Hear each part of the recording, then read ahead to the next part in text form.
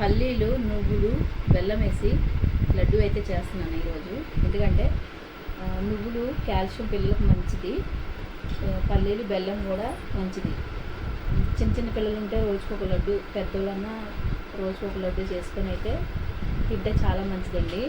నేను ఎక్కువ శాతం ఇదే చేస్తాను. నేను ఎలా చేస్తాను అన్నది మీకు చూపిస్తాను. ఓకేనా ఫ్రెండ్స్, రండి. నువ్వులు పల్లీలు లడ్డు ఎలా అన్నది మీకు చూపిస్తా చూడండి. దానికోసం ఒక గుప్పుడు పల్లీలు తీసుకున్నా, ఒక గుప్పుడు నువ్వులు తీసుకున్నా, కొంచెం బెల్లం తీసుకున్నాను. ఇంకా ఫస్ట్ పల్లీలు వేపుకోవాలండి. పల్లీలు అంటే తెలుసా, ఎంతమందికి తెలుసో తెలీదో, ఏడ్చాల పప్పు అంటారు కదా అది. ఇంకా నువ్వులు అయితే తెల్ల నువ్వులు రెండు కలిపి మామూలుగానే ఫ్రై చేసుకోవాలి కడాయిలను చేసేసి. ఫస్ట్ అయితే అదే ఏడ్చాల పప్పుది పొట్టు తీసేసి ఇంకా మిక్సీలో వేసేసాను.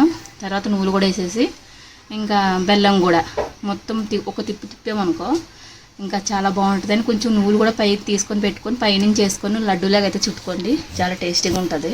సింపుల్ అయినా టేస్టీ అయినా హెల్దీ అయినా నువ్వుల లడ్డు అయితే రెడీ అయ్యింది. పిల్లలకైతే రోజుకోటి అయితే పెట్టండి. ఎండాకాలం సెలవులు ఇచ్చేసారు కదా, ఇంట్లోనే ఉంటారు పిల్లలకు కూడా కాల్షియం హెల్దీ అయింది కదండి బెల్లము. ఓకేనా ఫ్రెండ్స్, వీడియో ఎలా ఉందో కామెంట్ చేయండి. వీడియో నచ్చితే లైక్ చేయడం మర్చిపోవద్దు. నేను ఎక్కువ శాతం ఇదే చేసుకుంటాను, నేను మా అక్క కూడాను.